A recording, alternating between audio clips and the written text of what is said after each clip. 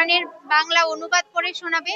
আমাদের আয়াত রিফ্লেকশন নামের একটা সেগমেন্ট আছে, যেখানে আয়াত নিয়ে আমরা আমাদের অনুভূতিগুলো শুনবো, শোনাবো।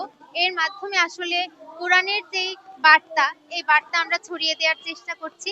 তাছাড়াও এখানে আমরা প্রায় 1200 নারী শিক্ষার্থীদের ইফতারের ব্যবস্থা করেছি, এবং ইফতারের পাশাপাশি তাদের রাতের খাবারও দেয়া হবে ইনশাআল্লাহ। তো বাংলাদেশের পরিবারগুলোতে যে একটা সংস্কৃতি আছে, রমজান মাস আসলে একটা অনুষ্ঠান বা সাজ সাজ রব আমরা দেখি ইফতারকে নিয়ে, সেহরিকে নিয়ে, যে সবাই একসাথে ইফতার করে।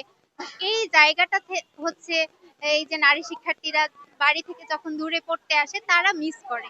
তো এই মিসিং যে অনুভূতিটা আছে, এটাকে দূর করার জন্য বাংলাদেশ ইসলামী ছাত্রী সংস্থা একটা হিউজ গ্যাদারিং এর আয়োজন করেছে, যেন নারী শিক্ষার্থীরা একসাথে বসে নিজেদের মতো করে একটা সুন্দর পরিবেশে ইফতার করতে পারে। তো এই জন্য আমাদের এই প্রচেষ্টা। তাছাড়াও আজকে যে 1200 নারী শিক্ষার্থী অংশগ্রহণ করবে তাদের জন্য আমাদের একটা স্পেশাল গিফট প্যাকেজ আছে। তো এই প্যাকেজের মধ্যে আমরা একটা অনুবাদ সহ কুরআন দিচ্ছি, রমাদানের একটা বই দিচ্ছি। তাছাড়াও ঈদ গিফট হিসেবে আছে একটি মেহেদি, একটি ঈদ কার্ড এবং একটি ক্যান্ডেল লাইট আছে।